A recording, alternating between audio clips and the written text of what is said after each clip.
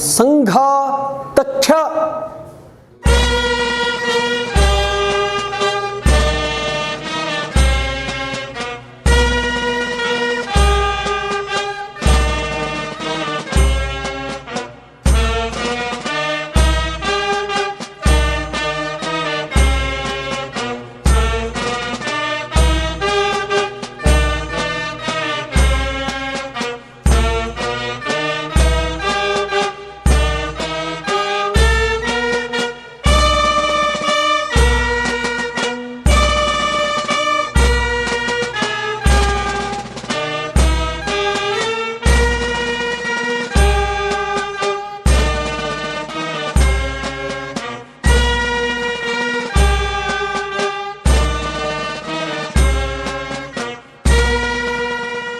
ध्वज प्रणाम 1 2 3 उपविश सुभाषितम् ईशावास्यमिदं सर्वं यत्किंच जगत्यां जगत् तेन त्यक्तेन भुञ्जीधा मागृदः कस्य स्विद्धनं భావం ఈ సృష్టి యందు సమస్తము ఈశ్వరునిదే అంటే భగవంతునిదే కనుక అంతటినీ ఆయనకు సమర్పించి మిగిలినది మనము భగవత్ ప్రసాదంగా స్వీకరించాలి. ఈశావాస్యమిదం సర్వం యత్కించ జగత్యాం జగత్ తేన త్యక్తేన భుంజీధా మాగృదః కస్య స్విద్ధనం.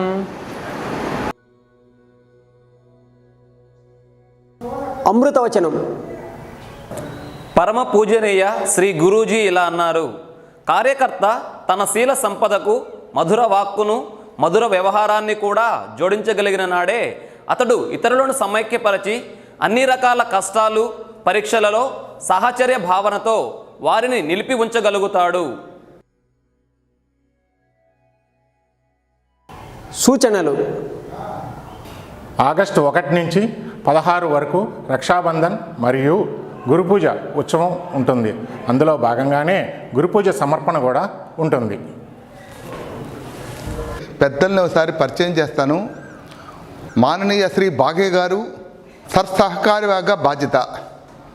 మాననీయ శ్రీ పల్నాటి రామదండు గారు మన విభాగ సహసంఘ చాలక బాధ్యత, అడ్వకేట్గా ఉంటున్నారు. పూజ ఉంటుంది.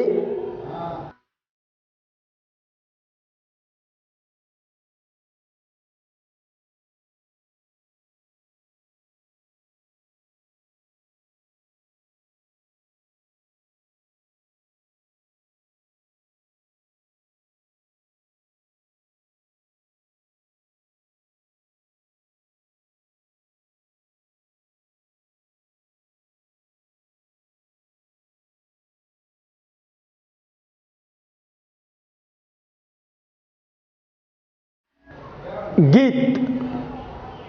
నచికేతు సంకల్ప శక్తి స్మరించుకో, భారతిని నవనందనమ్ముగా మలచుకో.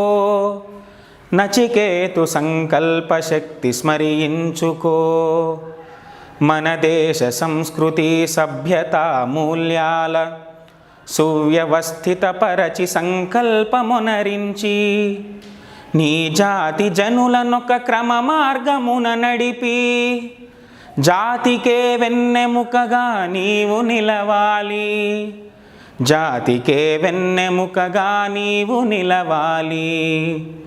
నచికేతు సంకల్ప శక్తి స్మరించుకో, భారతిని నవనందనమ్ముగా మలచుకో. నచికేతు సంకల్ప శక్తి స్మరించుకో, అజ్ఞానతిమిరమును హరింపజేయుటకు తరతరాలకు జీవశక్తి ప్రదాతవై చైతన్యమూర్తివై సంఘటనకర్తవై నీవే దీపమ్మువై నిత్యము వెలగాలి. నీవే దీపమ్మువై నిత్యము వెలగాలి. నచికేతు సంకల్ప శక్తి స్మరించుకో, భారతిని నవనందనమ్ముగా మలచుకో. నచికేతు సంకల్ప శక్తి స్మరించుకో, ఆసేతు శీతగిరి జనమానసములందు నా దేశమిది అనుచు నా జాతి ఇది అనుచు హైందవుడనేననుచు ఎలుగెత్తి చాటగల స్వాభిమాన జ్వాల నీవు రగిలించాలి, స్వాభిమాన జ్వాల నీవు రగిలించాలి. నచికేతు సంకల్ప శక్తి స్మరించుకో, భారతిని నవనందనమ్ముగా మలచుకో. నచికేతు సంకల్ప శక్తి స్మరించుకో. ఈరోజు మన భౌతిక కార్యక్రమాన్ని శ్రీ భాగ్య గారు తీసుకుంటారు. మాననీయ సంఘచాలక్జీ, సంఘ పెద్దలారా, స్వయం సేవక సోదరులారా, మాతృమూర్తులారా, ఈరోజు ఆషాఢ పౌర్ణిమ, వ్యాస పౌర్ణిమ, గురు పౌర్ణిమ. ఈ రోజున వ్యాస భగవానుడి జన్మదినము. వ్యాసుడు మన సమాజానికి, యావత్తు ప్రపంచానికి ఆది గురువు. కారణము, మానవ సమాజానికి సృష్టికి కావలసిన జ్ఞానాన్ని వేదముల ద్వారా క్రోడీకరించి మనకు అందజేశారు వ్యాస భగవానులు. వ్యాసుడి గురించి చెప్తూ అష్టాదశ పురాణేషు వ్యాసస్య వచనం ద్వయం పరోపకార పుణ్యాయ పాపాయ పరిపీడనం అని సూక్ష్మంలో సర్వస్వం మనకు అందజేశారు వ్యాస భగవానుడు. పరోపకారాయ పుణ్యాయ అన్నారు. అంటే మన భారతీయ సాంస్కృతిక జీవన విలువ ఆధారంగా అందరము కూడా ఒకే పరమేశ్వర తత్వానికి చెందిన వాళ్ళము. అందుకే మన పెద్దలు ఏమన్నారంటే, అఖండమండలాకారం వ్యాప్తం ఏన చరాచరం తత్పదం దర్శితం ఏన తస్మై శ్రీ గురవే నమః అన్నారు. ఈ సృష్టి మొత్తంలో కూడా ఒక బిందువు నుండి, అఖండమండలాకారం బిందువు వ్యక్తి నుండి ప్రారంభం చేసి వ్యక్తి, కుటుంబము, ఆ తర్వాత గ్రామము, తర్వాత వృత్తులు, చివరికి సమాజము. సమాజము తర్వాత ఈ ప్రకృతి, ఆ తర్వాత పరమేష్ఠి, మధ్యలో దేశము, రాష్ట్రం వస్తుంది. కాబట్టి వ్యక్తి నుండి ప్రారంభం చేసి పంచమహాభూతాల వరకు ప్రకృతి, వీటి మధ్యలో ఉండే సంబంధ బాంధవ్యాన్ని తెలిపేది గురువు. ఎవరి చరణాల దగ్గర కూర్చొని మనము అఖండమండలాకారం వ్యాప్తం ఏన చరాచరం, మనకు సమాజానికి, మన సమాజానికి ప్రకృతికి, ఈ పంచమహాభూతాలకి, పరమేశ్వరికి మధ్యలో ఉండే సంబంధాన్ని ఎవరి చరణాల దగ్గర గురించి నేర్చుకుంటున్నామో వారే మన గురువు. అటువంటి గురువుకి మనము నమస్కరిస్తున్నాము, పాదాల దగ్గర మొక్కుతున్నాము అని గురు పూజలో మనం భావిస్తున్నాము. అందుకనే గురు పరంపర, గురువు యొక్క పూజ, గురువు దగ్గర దీక్ష, గురువు చెప్పిన ప్రకారంగా ఆచరించడము మన సమాజంలో ఒక పొరపాటు ఉంది.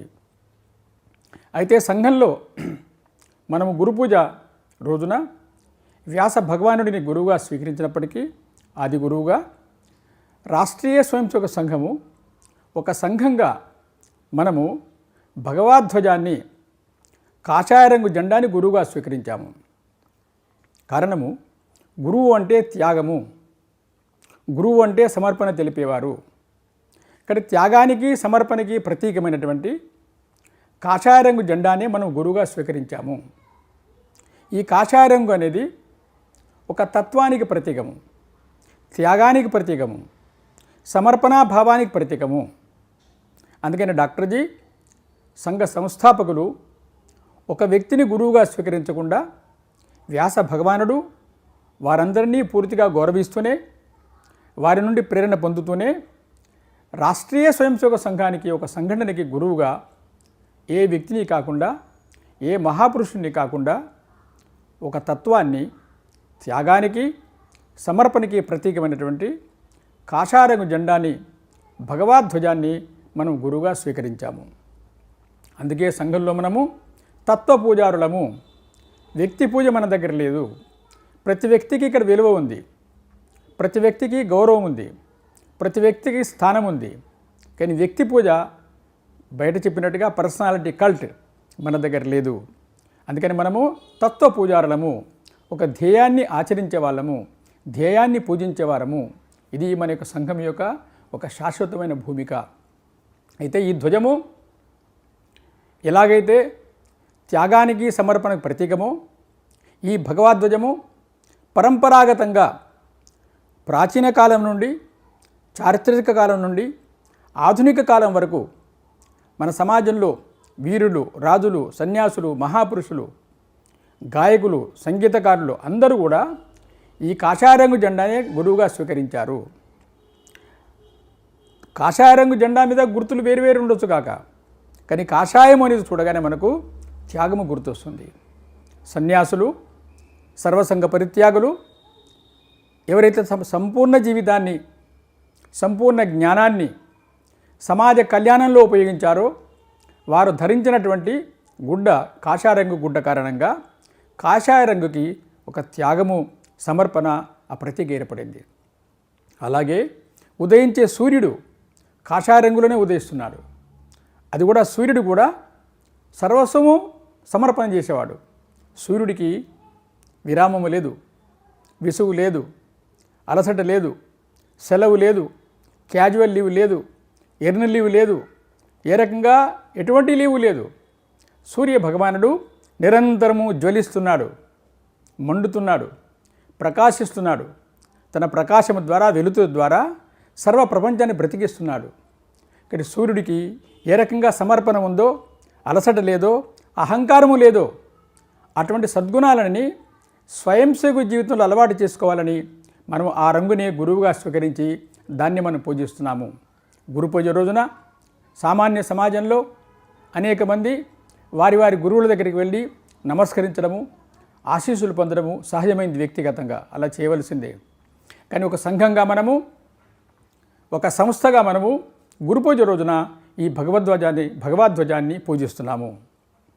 అయితే పూజ అంటే ఏమిటి? సంఘంలో మనకు నేర్పింది శివో భూత్వా శివం యజేత్. శివుణ్ణి పూజించడం అంటే శివునిలాగా స్వయంగా మనం తయారు కావాలని. కానీ భగవద్ధ్వజాన్ని పూజించడం అంటే మనం సంఘంలో త్యాగము, సమర్పణ ఈ రెండు గుణాల్ని మన స్వయంసేవకు జీవితంలో అలవాటు చేసుకోవాలి. స్వయంసేవకు సాధన ద్వారా, నిత్య శాఖలో పాల్గొంటూ సంస్కారం ద్వారా త్యాగాన్ని, సమర్పణాభావాన్ని మన జీవితంలో అలవాటు చేసుకోవాలనే ప్రయత్నం మనం చేస్తున్నాం. దానికి ప్రతీకగా సంవత్సరంలో ఒకసారి మనము గురు పూజ నిర్వహిస్తున్నాం. ఈరోజు ఆషాఢ పూర్ణిమ, ఇది గురు పూజ ఉత్సవము. అయితే తర్వాత ఆగస్టులో, సెప్టెంబర్ మాసంలో మనం నిర్ణయించిన ప్రకారంగా గురుదక్షిణ కార్యక్రమం నిర్వహిస్తాం మనం. ఆ రోజున ప్రతి ఒక్క స్వయం సేవకు ధ్వజాన్ని దగ్గరికి వెళ్ళి పూజ చేస్తారు. పువ్వులు, అక్షతలు వేసి దక్షిణను సమర్పిస్తూ శ్రద్ధతో, భక్తితో ప్రతి ఒక్క స్వయం సేవకు పూజ చేస్తారు. ఆ రకంగా ధ్వజానికి పూజ చేసే అవకాశము ప్రతి ఒక్క స్వయం సేవకు దొరికేది సంవత్సరంలో ఒకసారి మాత్రమే. అందుకని గురు పూజా ఉత్సవము, అది గురుదక్షిణ ఉత్సవము. అయితే పూజ చేస్తున్నప్పుడు సంఘంలో మనకు నేర్పింది ఏమిటంటే, డాక్టర్జీ, ఈ సమాజం మనది. ఏ రకంగా అయితే మన కుటుంబం మనదో, మన కుటుంబంలో మన తల్లి, మన తండ్రి, మన భార్యాబిడ్డలు, మన పిల్లలు, వీరందరి యొక్క పోషణ, వీరందరి యొక్క సంరక్షణ, వీరందరి యొక్క వికాసం అనేది మన యొక్క బాధ్యత. అదే రకంగా ఈ సమాజం కూడా మన బాధ్యత. మన కుటుంబము చిన్న కుటుంబము, ఈ సమాజము విశాలమైన కుటుంబము. ఇక్కడ సమాజమంతా మన కుటుంబము. మనము ప్రార్థనలో చెప్తున్నాం, ప్రభో శక్తిమన్ హిందూ రాష్ట్రాంగభూత ఇమే సాదరంత్వాన్నమామో వయం అని చెప్తున్నాం మనం.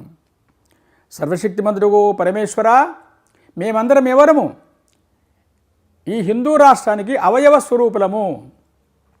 అవయవాలన్నీ కూడా ఆకారంలో తేడా ఉంది, చేసే పనిలే తేడా ఉంది.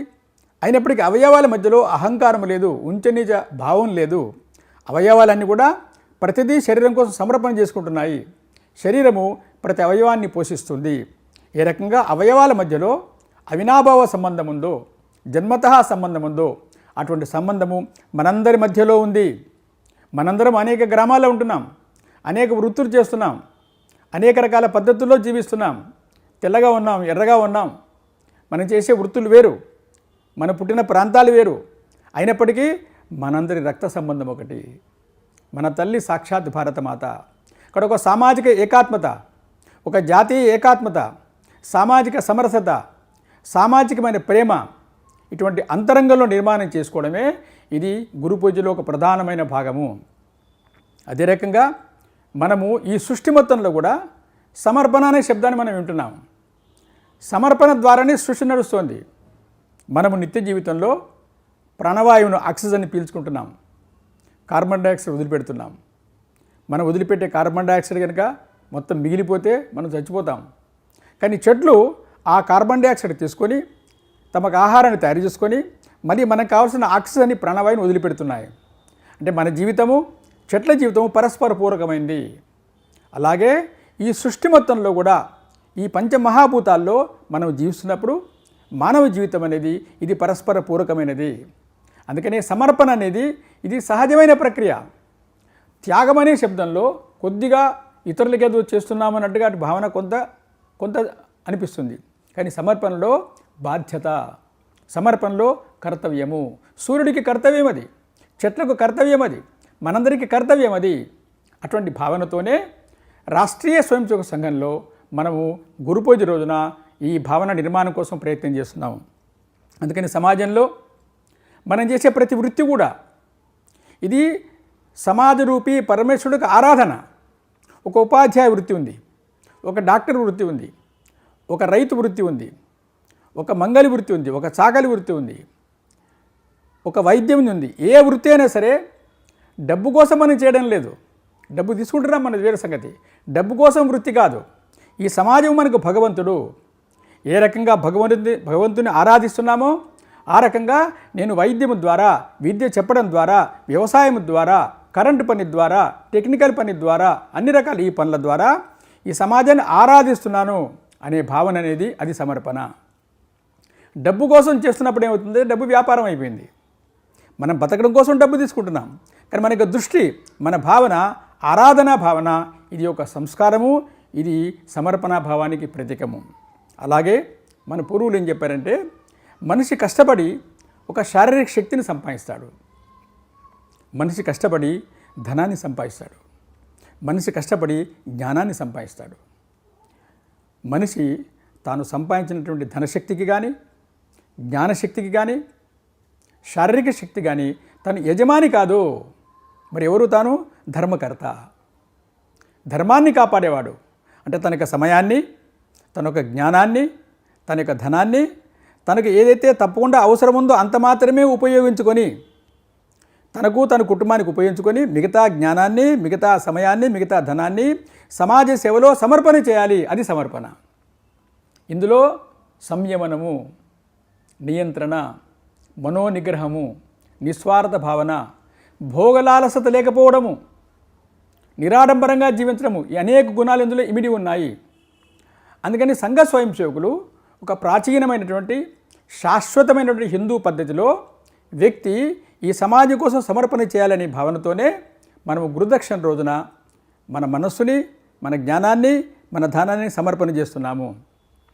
మన నిత్య జీవితంలో మనము చెరువు దగ్గరికి వెళ్ళి, గంగకు వెళ్ళి, కృష్ణ నదికి వెళ్ళి అర్ఘ్యం ఇస్తాం, చెరువులో నీళ్ళు తీసుకుంటాం, సూర్యుడికి అర్ఘ్యం ఇస్తూ మళ్ళీ ఆ నీళ్ళు చెరువులోనే పోస్తాం. అంటే ఈ జ్ఞానము ఈ సమాజానిది, నేను సంపాదించిన ధనము ఈ సమాజానిది, నాకు కావాల్సింది తప్పకుండా వాడుకోవాలి, కానీ మిగతా అంతా మళ్ళీ సమాజానికి ఇవ్వాలి. సమాజానికి ఇవ్వడం అనేదే ధర్మము, అదే సమర్పణ. ఇటువంటి భావాన్ని మన సంఘంలో మనకి పెద్దలు అలవాటు చేశారు. అందుకనే మన జీవితంలో ఒక సామెత చెప్తారు, తేల్ జలే బత్తీ జలే లో కహే దీప్ జలే. అంటే నూనె మండుతోంది, దీపం పెట్టాం మనం దేవుడి దగ్గర, దీపం మండుతోందంటే నూనె మండుతోంది, బత్తి మండుతోంది, కానీ పేరు వచ్చింది దీపం మండుతోందని. దీపమే మండడం లేదు, మండి ఆహుతి అయిపోతుంది వత్తి, మండి ఆహుతి అయిపోతుంది తైలము, నూనె. కానీ నూనెకి బత్తికి పేరు లేదు, దీపానికి పేరుంది. కానీ సమర్పణ అంటే ఏమిటంటే పేరు కోసం కాకుండా, కీర్తి ప్రతిష్ఠ కోసం కాకుండా, కర్తవ్య భావంతో నాది అనే భావంతో, నా బాధ్యత అనే భావంతో చేసేది ప్రతిదీ సమర్పణ. ఇక్కడ రాష్ట్రీయ స్వయం సేవక సంఘంలో మనకు గురు పూజ రోజున మన పెద్దలిచ్చిన సంస్కారం ఏమిటంటే, సంఘము మనది, ఈ సమాజం మనది. సంఘము సమాజం కొరకు, సమాజము విశ్వ కళ్యాణం కొరకు. ఇక్కడ సంఘం కొరకు నేను నా శక్తిని, నా జ్ఞానాన్ని, నా గుణాల్ని వికసింపజేసుకొని, నాకుండే జ్ఞానాన్ని, నా గుణాల్ని, నేను సంపాదించిన ధనాన్ని కూడా సంఘం కొరకు సమర్పించాలి, సమాజానికి సమర్పించాలి అనే సుసంస్కారం కలిగజేయడం కొరకు సంఘంలో గురుదక్షిణ కార్యక్రమాన్ని డాక్టర్జీ ప్రవేశపెట్టారు. అంటే గురుదక్షిణలో దక్షిణ ఉంది, కళ్ళ ముందు కనపడుతుంది. అంటే అర్థం ఏమిటంటే, సంఘము స్వావలంబనతో ఉండాలి, సంఘము పరావలంబన సంస్థ కాకూడదు. ఇక్కడ సంఘము స్వావలంబన అన్నప్పుడు స్వయం సేవకులు తాము కష్టపడి చెమటోడ్చి రక్తాన్ని చెమటగా మార్చి కష్టపడి తన కుటుంబాన్ని పోషించుకుంటారు, సమాజానికి సమర్పణ చేస్తారు, గురుదక్షిణ సంఘానికి సమర్పణ చేస్తారు. అంత మాత్రమే కాదు, మన స్వయం సేవకులు ఒక దేవాలయానికి, ఒక బీద విద్యార్థులకి, ఒక అనాథాశ్రమానికి అందరికీ చేస్తారు. వాళ్ళ శక్తి ప్రకారంగా చేస్తారు. కారణము ఇవ్వడంలో ఆనందం ఉంది, తీసుకోవడంలో లేదు. There is a happiness in giving but not in taking. ఇవ్వాలి, ఇక్కడ ప్రకృతి అంతా ఇస్తుంది. పరోపకారాయ ఫలంతి వృక్ష, పరోపకారాయ వహంతి నద్య, పరోపకారాయ దుహంతి గావ, పరోపకారార్థమిదం శరీరం. చూడండి, చెట్లు పండిస్తున్నాయి, అవి తినడం లేదు, పరోపకారం కోసమే. నదులు ప్రవహిస్తున్నాయి, పరోపకారం కోసమే. ఆవు గడ్డి తిని మనకు పాలిస్తుంది. ఆవు పాలు, ఆవు నెయ్యి, ఆవు మూత్రం ఎంత శ్రేష్టమైనది. హే మానవుడా, పరోపకారార్థమిదం శరీరం. ఇవన్నీ చెప్పి ఉన్నాయి, మన పెద్దలు చెప్పారు, సూక్తులు ఉన్నాయి, ధర్మశాస్త్రం ఉంది, కానీ ఆచరణ కరువైపోయింది. అందుకని సంఘంలో డాక్టర్జీ మన స్వయం సేవకుల ముందు మహోన్నతమైన ఆదర్శానికి అనుగుణంగా సామాన్య వ్యక్తి జీవించాలంటే ఆ వ్యక్తి నిత్యము సాధన చేయాలి. ఇక్కడ ప్రతిరోజు 1 గంట సేపు సమాజం కొరకు ఏ రకమైన స్వార్థము లేకుండా నిస్వార్థ భావంతో సంఘము చెప్పిన సమయానికి, సంఘం చెప్పిన స్థలానికి నిద్ర వదిలేసి, ఇంట్లో పనులన్నీ పక్కకు పెట్టి, సాయంత్రం షాక్ అయితే రోడ్డు మీద తిరగడం వదిలేసేసి, ఆకర్షణలు వదిలేసి అతను సంఘస్థానం రావడంలోనే సమర్పణ ప్రారంభమవుతుంది, తెలియకుండా ప్రారంభమవుతుంది. ఆ రకంగా శరీరము సమర్పణ, మనస్సు సమర్పణ, బుద్ధి యొక్క సమర్పణ. అక్కడ వచ్చిన తర్వాత శరీరానికి, బుద్ధికి, మనస్సుకి సామూహికమైన కార్యక్రమాలు చేస్తూ, సామూహికమైన శారీరక కార్యక్రమాలు చేస్తూ ఆరోగ్యాన్ని కాపాడుకుంటూ, సామూహికమైన పాటలు పాడుకుంటూ భక్తిని జాగృతం చేస్తూ, సామూహికంగా కథలన్నీ వింటూ మన బుద్ధిని వికసింపజేస్తూ, మన వివేకాన్ని వికసింపజేస్తూ వ్యక్తి వికసిస్తాడు. అలా వికసించడమే స్వయం సేవకత్వము. ఎప్పుడైతే స్వయం సేవక జీవితంలో నేను కేవలం నా కోసము కాదు, కేవలం నా కుటుంబం కోసం మాత్రమే కాదు, నా కుటుంబంతో పాటుగా, నాతో పాటుగా నేను సమాజం కొరకు, నా కుటుంబం కూడా సమాజం కొరకు అనే ఆలోచన ప్రారంభమవుతుందో అతను స్వయం సేవ కావడం ప్రారంభం చేస్తారు.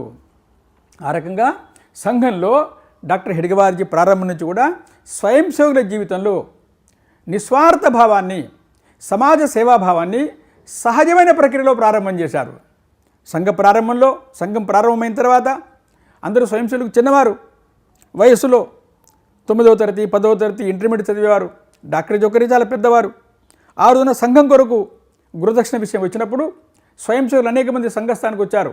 ఓరు పెన్ను తెచ్చారు, ఓరు బంగారు ఉంగరం తెచ్చారు, ఓరు డబ్బులు తెచ్చారు. ఇంకా డాక్టర్జీ గురువు అనుకొని డాక్టర్జీ ఇద్దాం, డాక్టర్జీ నేర్పుతున్నారని ఆనందంతో వచ్చారు, ఉల్లాసంతో అందరూ సమావేశమయ్యారు.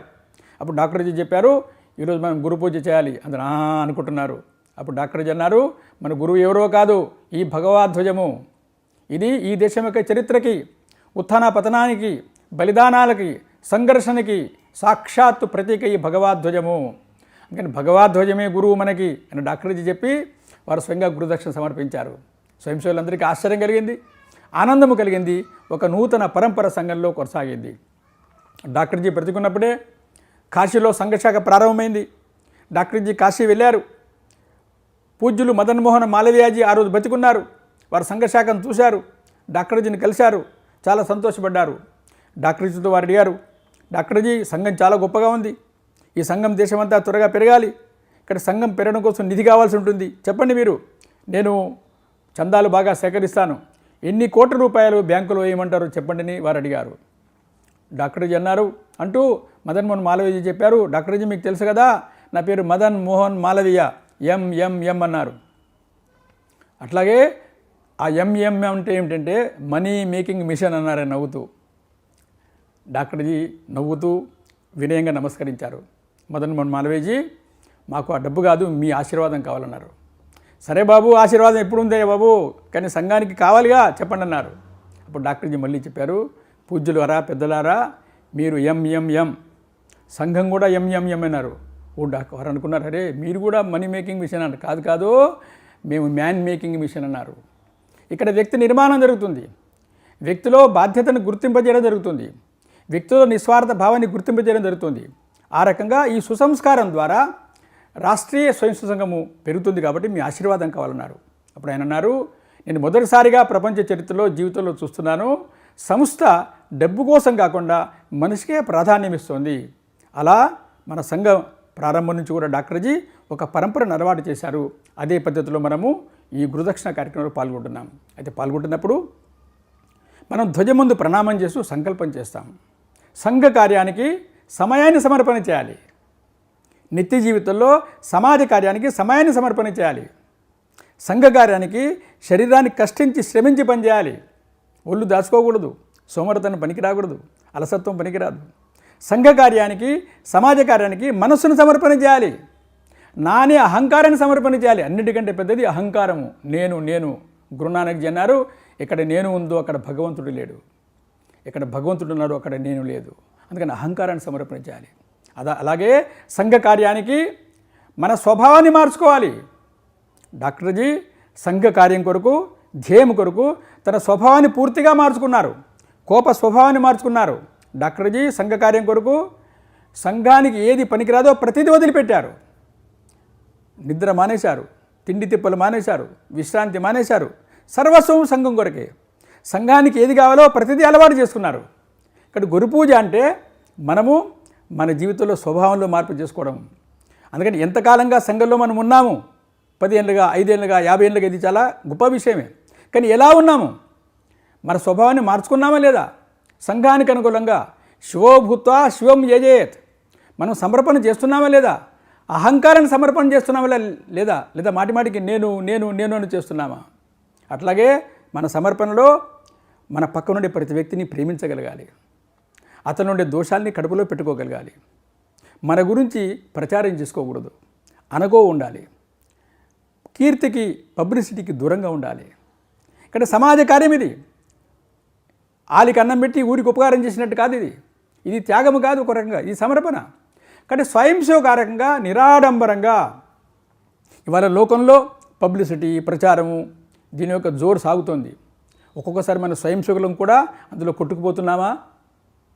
అందులో గాఢంగా జారిపోతున్నామా? కాదు, జారిపోకూడదు. మన స్వయం సేవకు నిలబడాలి. లోకంలో ఒక తీరు నడుస్తుంది వల్ల, అది శాశ్వతమైనది కాదు, ఒక తాత్కాలికమైన భ్రమ అది. ఆ భ్రమలో పడకుండా మన స్వయం సేవకు నిబ్బరంగా శాశ్వత లక్ష్యం మీద దృష్టి పెట్టుకొని, నేను స్వయం సేవకుని, నేను హిందువుని. హిందూ అంటే స్వయం సేవకు అంటే సమర్పణ, నిరాడంబరత, ప్రసిద్ధి పరాన్ముఖత, కీర్తికి దూరంగా ఉండడము. ఈ మాతృభూమి సేవలో ఇదే ఆనందము, నా జీవితం యొక్క సార్థకత. ఇటువంటి సుసంస్కారాన్ని ఆ ప్రణామం చేస్తున్నప్పుడు, ఆ పూజ చేస్తున్నప్పుడు మనం ఒకసారి ఆత్మావలోకనం చేసుకుంటాము. గత సంవత్సరం అంతా ఎలా చేసాం మనం, ఎలా ప్రయత్నం చేశాం, ఎలా జీవించాం మనం, మన కుటుంబంలో ఎలా జీవిస్తున్నాం, మన వృత్తిలో ఎలా జీవిస్తున్నాం, సమాజంలో ఎలా జీవిస్తున్నాం, ప్రకృతితో ఎలా జీవిస్తున్నాం, మనం భోగ భాగ్యాల మీద ఎలా నియంత్రణ పెడుతున్నాం మనం అని సంపూర్ణంగా మన సమగ్ర జీవితాన్ని ఒకసారి చేసేటువంటి సన్నివేశం ఏమిటంటే గురు పూజ. అలా సంకల్పం చేసి జరిగిపోయిన సంవత్సరంలో ఏం జరిగిందో అందులో పొరపాటును సరిదిద్దుకొని రాబోయే సంవత్సరంలో మళ్ళీ మనము మన యొక్క వికాసానికి, మన జీవితంలో మార్పుకి మనం ప్రయత్నం చేయాలి. మామూలుగా లోక స్వభావం ఎలా ఉంటుందంటే, ఇతరులందరూ మారాలి, వాడు మారాలి, వీడు మారాలని ఎక్కువ కోరుకుంటాను నేను. కానీ నేను మారాలి అనేసరికి వెంటనే దానికి సాకులు చెప్తాను. అది సమర్పణ కాదు, అది తప్పించుకోవడం అవుతుంది. ఆ రకంగా మనము నిజమైన సమర్పణ కొరకు మనం ముందుకెళ్లాల్సిన అవసరం ఉంది. అయితే ఈ సమయంలో నేడు పరిస్థితుల్లో మనం చూడండి, ఇలాంటి సమర్పణ గుణం ఉంది కాబట్టి మన స్వయం ఎలా ప్రవర్తిస్తున్నారు. ఇప్పుడు కరోనా సమయంలో, కరోనా అంటేనే ఒక భయం, అన్నిటికంటే ప్రమాదకరమైనది చచ్చిపోతే మరీ భయం. కారణం ఏంటంటే చచ్చిపోయిన తర్వాత అంత్యక్రియలు ఎవరు చేస్తారండి? కుటుంబ సభ్యులే భయపడతారా? ప్రభుత్వం కూడా సరిగ్గా పట్టించుకోవడం లేదా? విచిత్రం, అందరూ భయపడుతున్నారు. ఈ సమయంలో మన నాసిక్లో, మహారాష్ట్రలో ఒక ఆయన చనిపోయారు పాపం. వాళ్ళ అమ్మకి నాన్నకి కరోనా పాజిటివ్ వచ్చింది. వాళ్ళిద్దరు క్వారంటైన్లో ఉన్నారు. వీళ్ళ బంధువు పూనా నుంచి వెళ్ళాడు చూడడానికి. ఈయన నిలబడ్డాడు బయట.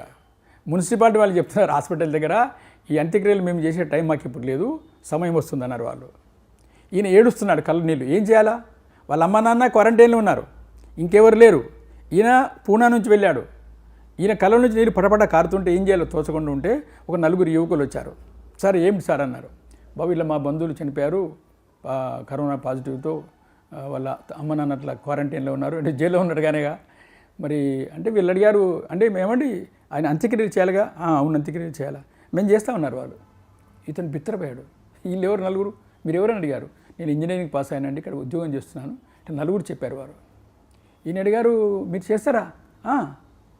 డబ్బులుగా సార్ మేము చేస్తాం, ఎందుకంటే అంత్యేష్టి చేయడం, అంత్యక్రియలు ఒక మహాపుణ్యం ఇది, అందులో ఈ సమయంలో మహా అవసరం ఇది, మీరు అనుమతి ఇవ్వండి. వారు అన్నారు తప్పకుండా చేయమని నమస్కారం పెట్టారు ఆయన. వెంటనే వాళ్ళు ఆఫీసులో చెప్పారు, కార్పొరేషన్లో, మీరు వెంటనే పేపర్స్ తయారు చేయండి, మేము తీసుకెళ్తాం శ్మశానానికి, అంత్యక్రియలు చేస్తామన్నారు. ఇది అనుమానపడుతున్న వాళ్ళు అడిగారు, మీరు కావాలంటే దూరంగా వచ్చి చూడండి సార్, మేము చేస్తున్నాం లేదు. కాదన్నారు. వీళ్ళు అంత్యక్రియలు పూర్తి చేసి మళ్ళీ తిరిగి వచ్చారు. అప్పుడు ఈయన అడిగారు, బాబు ఇంతకు మీరు ఎవరు అని. వాళ్ళు చెప్పారు, మేము రాష్ట్రీయ స్వయంసేవక సంఘ స్వయంసేవకులము. ఈ రకంగా మేమందరం కూడా ఇలా పనిచేస్తున్నాం. మహారాష్ట్ర మొత్తంలో చేస్తున్నాం మేము, పూనాలో, నాసిక్లో, ముఖ్యమైన చోట్లలో. అప్పుడే ఈయన అడిగారు, బాబు మీరు ఇప్పుడు ఇంటికి వెళ్తారా? కాదు మేము ఇంటికి వెళ్ళాము. ఇలా మొదట మీరు 3 రోజులు మేము పనిచేస్తాము, తర్వాత 3 రోజులు క్వారంటైన్లో ఉంటాము, తర్వాత మళ్ళీ మాకు చెకప్ జరుగుతుంది, నెగిటివ్ వస్తే ఇంటికి వెళ్తాం, లేకపోతే మళ్ళీ క్వారంటైన్లో ఉంటాం.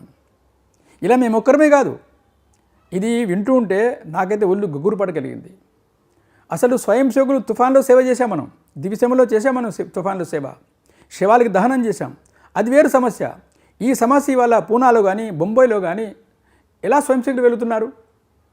ఎందుకు వెళ్ళగలుగుతున్నారంటే స్వయం సేవకుల జీవితంలో ఈ సమాజం అన్నది, ఈ సమాజం అంటే సొంత బంధువులు కూడా దగ్గర రావడానికి భయపడుతున్న సమయంలో మన స్వయం సేవకులు పీపీడీ ప్రొటెక్షన్ డ్రెస్ అంతా వేసుకొని మొత్తం పూర్తి చేస్తున్నారు.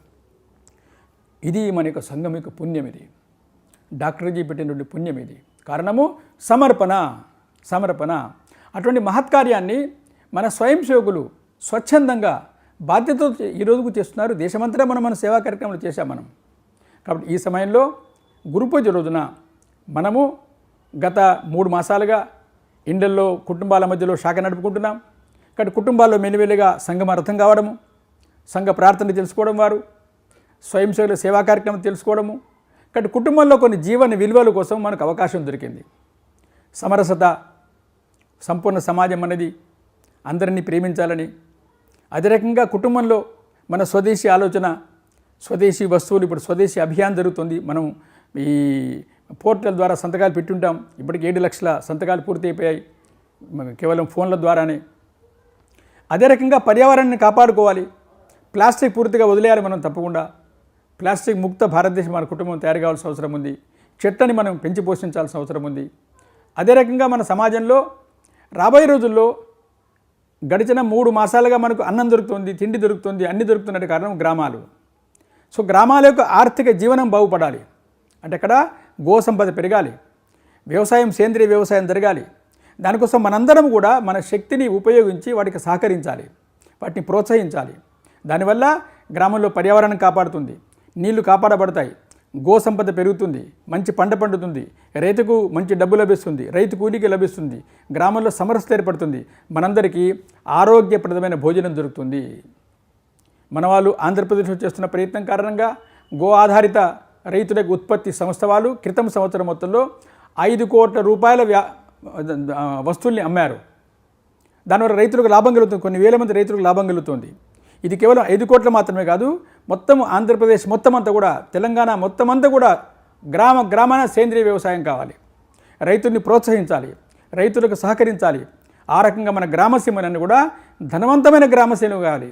దిక్కులేక గ్రామం నుంచి వేరే దూరికి వెళ్ళిపోవడము, అక్కడ నైట్ వాచ్మెన్గా పనిచేయడము, ఇటువంటి పనులు మానేసి మనం గ్రామాల్లో కష్టపడి ఒక పక్కన రైతు, వ్యవసాయము, ఈ తేనె తీయడము, హార్టికల్చరు, డైరీ ఫాము ఇవన్నీ డెవలప్ చేయడము, మార్కెటింగ్ చేయడం.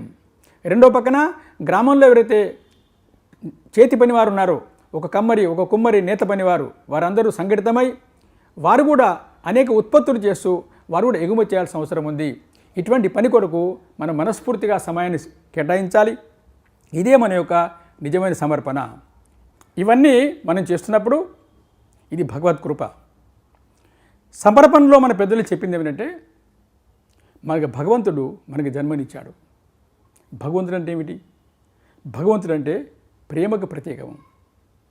భగవంతుడు అంటే విశాల హృదయము. భగవంతుడు అంటే నిస్వార్థము.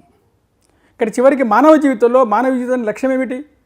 మనం జన్మ పొందిన తర్వాత ఈ మానవుడు, ఈ జీవాత్మ పరమాత్మలో కలవాలి. పరమాత్మ ఎక్కడో లేరు, ఇక్కడే ఉన్నారని పెద్దవారు స్వామీజీ చెప్పారు. పరమాత్మలో కలవడం అంటే మన మనసు ఉదారంగా కావాలి, విశాలంగా కావాలి. మన దగ్గర ప్రేమనే సముద్రం కావాలి. మనకి ఏ రకమైన స్వార్థం లేకుండా నిస్వార్థంగా జీవించగలగాలి. అలా మనం వికసించినప్పుడు మన జీవితం ధన్యమవుతుంది. ఇది మానవ జీవితానికి లక్ష్యం. అది సంఘానికి ఏ రకంగా లక్ష్యం ఉందో, పరమ వైభవం నేతుమే తత్స్వరాష్ట్రం, ఈ రాష్ట్రము ఒక పరమవైభవ స్థితిలోకి వెళ్ళాలి. మన రాష్ట్రం అంటే మన దేశము, మన సమాజం, హిందూ సమాజము ద్వారా, భారతదేశం ద్వారా ప్రపంచ మానవాళికి కళ్యాణం జరగాలని మనం కోరుకుంటున్నప్పుడు, అలా జీవించడం కొరకు మన జీవితాన్ని కూడా ఒక లక్ష్యం పెట్టుకున్నప్పుడు, ధ్యేయానికి సమర్పితమైనప్పుడు మన జీవితం ధన్యమవుతుంది. ఒక చిన్న కథ చెప్పి పూర్తి చేస్తాను. దేవతలకి రాక్షసులకి యుద్ధం జరుగుతుండేది అనేకసార్లు. రాక్షసులు అప్పుడప్పుడు గెలిచేవారు, దేవతలు ఓడిపోయేవారు, చాలా కష్టం కలిగేది. కానీ చివరికి దేవతలందరూ విజయాన్ని సాధించారు. విజయం కలిగిన తర్వాత ఇంద్ర సభలో కూర్చున్నారు. కొద్దిగా దేవతలందరికీ కొద్దిగా అహంకారం వచ్చిందని చెప్తారు పెద్దలు. గురువు చెప్పారు ఈ కథ ఉపనిషత్తులో. అప్పుడు ఇంద్రుడు కూర్చొని ఉన్నాడు, దేవతలందరూ సమావేశమయ్యారు. దూరంగా ఒక గడ్డిపోచలాగా వచ్చి మెరుపు మెరుస్తోంది, అది కనపడుతుంది. ఇంద్రుడికి ఏమిటి మెరుపు మెరుస్తుందని వాయుదేవుని అడిగాడు. ఏ వాయుదేవా, నువ్వు వెళ్ళి కనుక్కోమన్నారు ఆయన. వాయుదేవుడు గెలిచినటువంటి ఒక చిన్న పిస్తరు అహంకారంతో అక్కడికి వెళ్ళారు. ఏ ఎవరు నువ్వు అని అడిగారు. ఆ మెరుస్తున్నది మాట్లాడింది, నువ్వెవరు అని అడిగింది. నేనా, నన్ను అడుగుతున్నావా, తెలియదా అంది. చెప్పవే బాగుంది, నేను వాయుదేవుని అంది. అంటే ఏం చేస్తావని అడిగింది. ఇతనికి ఒళ్ళు మండింది. వాయుదేవుని ఏం చేస్తావంటే ఏంటి, నన్ను అడుగుతావు, నేను తలుచుకుంటే ప్రపంచాన్ని ఊపేస్తాన్నాడు ఆయన. ఓహోహో, కొంచెం ఊపోయా అంది. అది ఈయన వాయుదేవుడు మొత్తం శక్తిని ఉపయోగించి ఊపే ప్రయత్నం చేసేది, కదలలేదు అసలు. మళ్ళీ రెండోసారి ప్రయత్నించారు, మూడోసారి ప్రయత్నం, చెమటలు పెట్టాయి, కదల్లా. వాయుదేవుడికి ఆశ్చర్యం కలిగింది. వెంటనే విచారిస్తూ వాపసు వచ్చాడు ఆయన.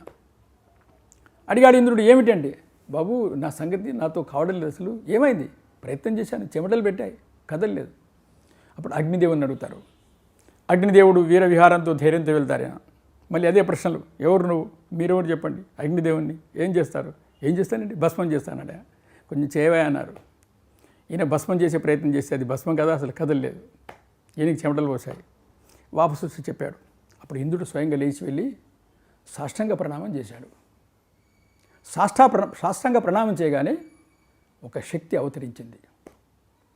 అప్పుడు ఆ శక్తి చెప్పింది, ఇంద్రా, వాయుదేవుడిలో ఉండే వాయు శక్తిని నేను, ప్రాణాని శక్తిని నేను, అగ్నిలో ఉండే అగ్ని శక్తిని నేనున్నప్పుడే అగ్నిదేవుడు అగ్నిగా పనిచేస్తాడు, నేనున్నప్పుడే వాయుదేవుడిగా పనిచేస్తాడు, నేను లేకపోతే ఏది లేదు. కాబట్టి గుర్తుంచుకోండి, అహంకారానికి అవకాశం లేదు. మనందరిలో ఉండే ఆ శక్తి, ఆ భగవత్ స్వరూపము. ఇప్పుడు నేను మాట్లాడుతున్నాను, మీకు మైక్ ద్వారా వినపడుతుంది. మైక్ ఏం చెప్తుందంటే, ఒరే బాగా నువ్వేంటిరా మాట్లాడేది, నేనే మాట్లాడుతున్నట్టుంది అనుకుందాము. అలా కాదు, నేను మాట్లాడుతున్నాను. అయితే నేను మాట్లాడడం లేదు, నాలో ఉండే ఒక భగవత్ శక్తి మాట్లాడుతోంది. ఆ శక్తి లేని రోజున నేను మాట్లాడలేను అసలు. ఇక్కడ మనందరి వెనకాల ఒక భగవత్ శక్తి ఉంది. ఆ శక్తి భగవంతుడు మనకి ఇచ్చినప్పుడు మానవ జన్మలో సాధన చేస్తూ, మంచి సంస్కారాన్ని పొందుతూ, మన శరీరాన్ని, మనస్సుని, బుద్ధిని నిర్మలంగా ఉంచుకుంటూ, మనము మన శక్తిని, మన సామర్థ్యాన్ని సమాజ సేవలో సమర్పణ చేయడమే మనకి జీవితం యొక్క సార్థకత. అటువంటి సంకల్పాన్ని మనం చేసుకుంటూ ముందుకెళ్ళాలని ప్రార్థిస్తూ సెలవు తీసుకుంటాను. ఉత్తిష్ట ప్రార్థన. नमस्ते सदा वत्सले मातृभूमे నమస్తే సదా వత్సలే మాతృభూమే त्वया हिन्दुभूमे सुखं वर्धितोऽहम् హిందూభూమే సుఖం వర్ధితోహం महामङ्गले पुण्यभूमे त्वदर्थे మహామంగళే పుణ్యభూమే త్వదర్థే पतत्वेशकायो नमस्ते नमस्ते తత్వేషకాయో నమస్తే నమస్తే प्रभो शक्तिमन् हिन्दुराष्ट्राङ्गभूता ప్రభో శక్తిమన్ హిందూ రాష్ట్రాంగభూతా इमे सादरं त्वां नमामो वयम् ఇమే సాదరంత్వాం నమామో వయం त्वदीयाय कार्याय बद्धा कटीयम् త్వదీయాయ కార్యాయ బద్ధాకటీయం शुभामासि सन्देहि तत्पूतये భామాసి సందేహి తత్పూతయే अजेयाञ्च विश्वस्य देहि सशक्तिम् అజేయాంచ విశ్వస్య దేహి సశక్తిం सुशीलं जगत्येन नम्रं भवेत् శీలం జగద్యేనం బ్రహ్మవేత్ श्रुतं चैवयत्कण्टकाकीर्णमार्गम् సుతంచైవ యత్కంటకాకీర్ణమార్గం स्वयं स्वीकृतन्न सुगं कारयेत् స్వయం శ్రీకృతన్నః సుఖం కారయేత్ समुत्कर्षनिःश्रेयसस्यैकमुग्रम् సముత్కర్ష నిశ్రేయసస్యైకముగ్రం परं साधनं नाम वीरव्रतम् పరం సాధనం నామ వీరవ్రతం तदन्तःस्फुरत्वक्षयार्ध्ये अनिष्टात् తదంతఃస్ఫురత్వక్షయా ధ్యేయనిష్టా हृदन्तः प्रजागर्तु तीव्रानिशम् తదంతః ప్రజాకర్తు తీవ్రానిశం विजेत्री क्षणसम्मता कार्यशक्तिर् విజేత్రీ జనసంహతా కార్యశక్తి विधायास्य धर्मस्य संरक्षणम् విదాయాస్య ధర్మస్య సంరక్షణం परं वैभवन्नेतुमे तत्स्वराष्ट्रम् పరం వై భవన్నేతు మే తత్స్వరాష్ట్రం समर्दा भवत्वा शिशाते वृषम् సమర్థా భవత్వా శిశాతే వృషం भारत माता की जय भारत माता की जय ध्वज प्रणाम 1 2 3